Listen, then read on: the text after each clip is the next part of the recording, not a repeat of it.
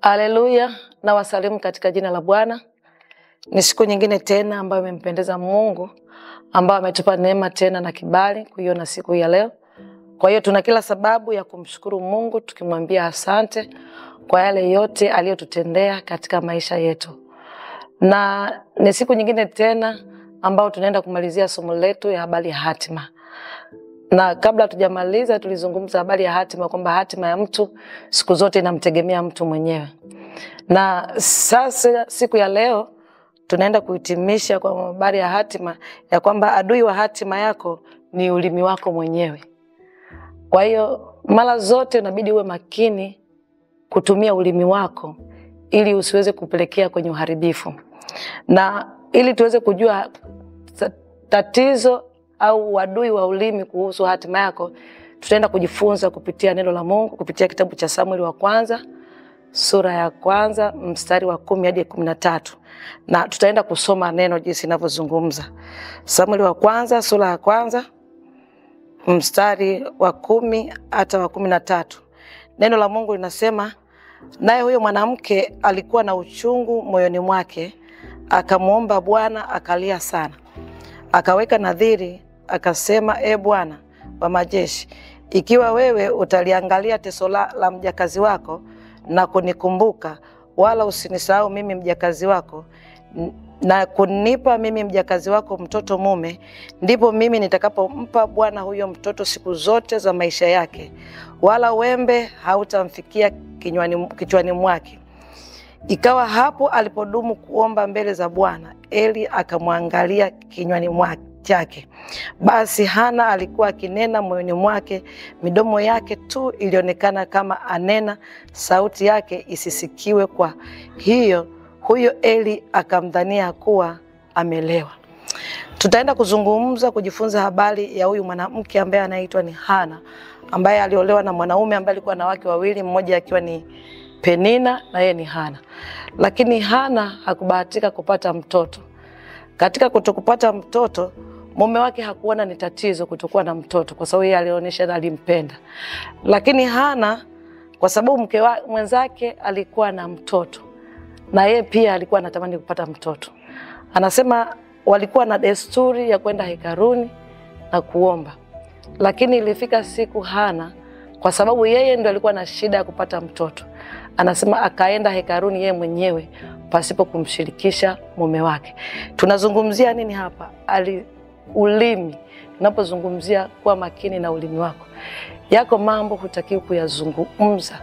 Mambo mengine yanaharibika kwa sababu vinywa vyetu vimeshindwa kukaa kimya pasipo kuzungumza. Sasa tunamuona huyu Hana, ulimi wake ilibidi akae kimya, hakuzungumza hata kwa mume wake, kwa sababu yeye ndiye alikuwa na uhitaji. Ndio tunapozungumza pale kwamba hatima inamtegemea mtu. Kwa hiyo alikaa kimya, hata mume wake akumshirikisha. Anasema akaenda hekaluni, na alipofika hekaluni akamkuta mkuu wa hekalu, ina maana ni mtumishi wa Mungu. Pia kwa mtumishi wa Mungu hakumshirikisha chochote, ina maana alikaa kimya. Akaenda mbele za Bwana akaomba. Na ikafika wakati hata kiongozi wa hekalu hakujua yule mama anaomba nini. Ndio maana ikafika kwenye pointi tunaposoma kwenye neno pale, akasema mkuu wa hekalu akashangaa, akamwambia, wewe mwanamke utalewa hata lini?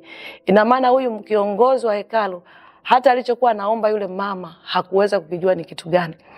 Na ndipo ikafika wakati akamwambia, nenda, kwa sababu Mungu akupe haja ya moyo wako. Kwa nini ampe haja? Ina maana hata yule kiongozi wa hekalu hakusikia wala hakujua ambacho amekiomba yule mama. Na ndio maana akamwambia, nenda, Mungu atakupa haja ya moyo wake. Ina maana hakujua ni nini alichokuwa anahitaji. Kwa hiyo tunakuta kabisa kuna mambo tunatamani kuyafanya au tunataka kuyafanya, lakini kabla hatujayafanya tayari tumeshatoa taarifa kwa watu. Ndio maana tunaomba tuangalie vinywa vyetu sana. Wako wengi wameshindwa kufika kwenye hatima zao kwa sababu ya ulimi.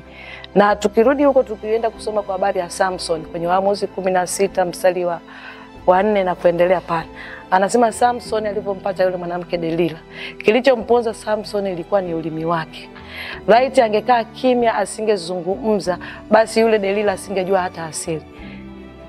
Kwa hiyo ni kweli kinywa ni kwa nacho na tahadhari sana. Na wako wengi wamepoteza hatima zao kwa sababu ya vinywa vyao wenyewe. Wako wengi wameshindwa hata kufanya biashara kwa sababu ya vinywa vyao. Unakuta mtu anataka kufanya biashara, bado hata biashara haijaanzisha, lakini anaanza kuwashirikisha watu. Nataka kufanya biashara, nimepata hivi na hivi, napate. Kwa hiyo unakuta kabla hata biashara haijaanzisha, tayari umewapa taarifa watu wengi. Kumbuka kwanza, hatima inakutegemea wewe mwenyewe. Kwa hiyo sio wote wanaopenda mtu fulani au wewe mtu ufike mahali fulani.